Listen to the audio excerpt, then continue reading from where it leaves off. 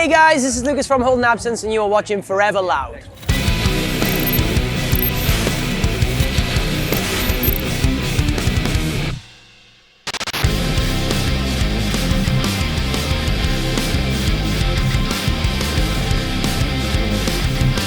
I'd go with Afterlife, I think, just because it's just the bigger one, you know? I think like it captures a lot of what we do.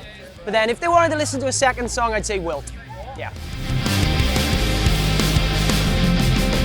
I always just say it's like emotional rock, because like at the roots of what it is, that's all it really is, you know? It's like, we're a rock band, we're not too heavy, we're not too whatever. But I think the main thing we are good at is expressing emotion, I guess. So yeah, emo, let's go. Yeah.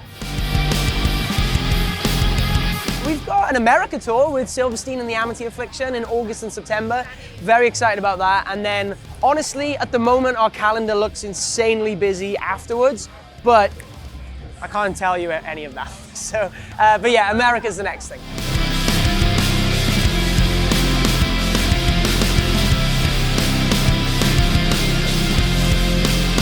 Yeah, quite often actually. I feel like, it's funny though, because social anxiety is technically not a sickness, but it's definitely a valid excuse now anyway. But I feel like growing up I would like lie a lot more about being ill or whatever. But now I'm just like, I don't want to be around people, so I'm not gonna come.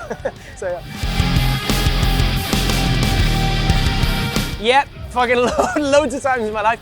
My two favorite things in the world, and they bring me a lot of peace and happiness, are comic books and vinyl now, records, you know. So I bought Thrice's Alchemy Index, the repress quite recently for like £100-something, but it was worth every penny. And then the other day I bought volume 1 of a manga called Berserk, and that cost me 40 quid, and probably shouldn't have spent that. But manga is the main one. I've got like pretty much full collections of My Hero Academia and Attack on Titan, so too much money, yeah.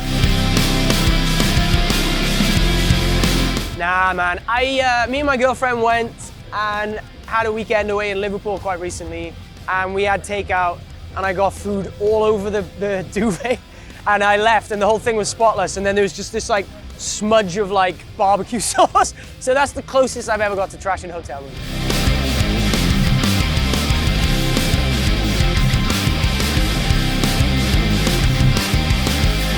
Oh, I mean, I wouldn't, you know, yeah, so, and they're playing today as well, which is really funny, but it's a band called Stick to Your Guns, and the singer's name is Jesse, and he's in a band called Tradewind, right?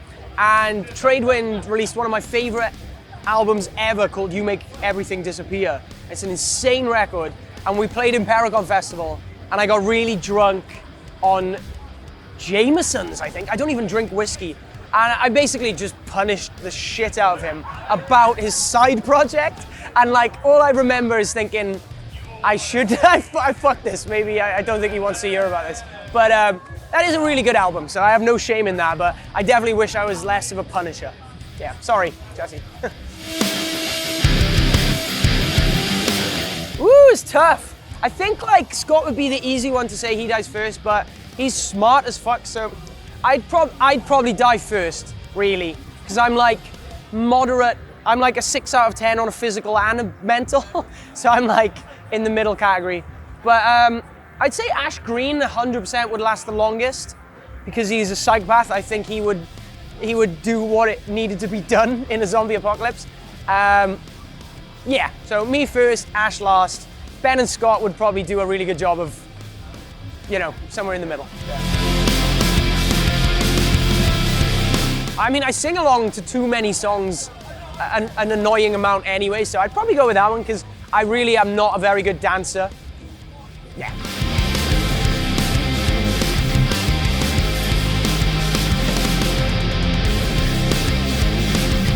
I played drums in a band called Fractured Alliance when I was 15, maybe 14. And I can't even begin to describe it. It was like a piano-led band.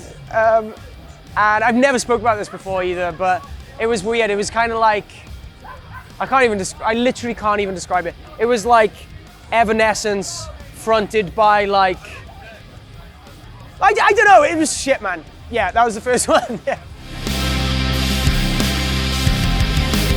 Really good, because we were in a band called Falling with Style when we were about 16 years of age, and basically we just booked a venue called the Green Rooms for £100, and we'd sell it out every 2 or 3 weeks basically. All the kids from school would just come up, and I really feel like we made a scene on an industrial estate basically. But yeah, it was really good, but then it kind of started going down the pan, because I think people started underage drinking a lot, and then it kind of, yeah, it didn't last much longer. So. Yeah, there was a lot, to be honest.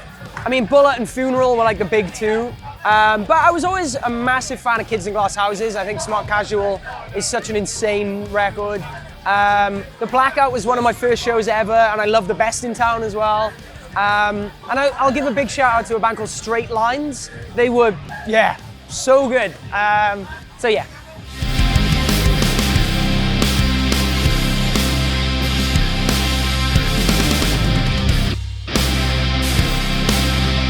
Dinosaur Pilot, Get Up Kids, and Jimmy Eat World.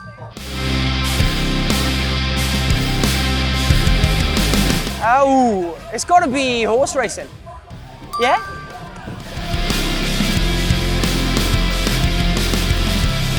I know it wasn't Taking Back. Yeah, Taking Back Sunday wasn't released in 2001. Yeah, full marks. Let's go.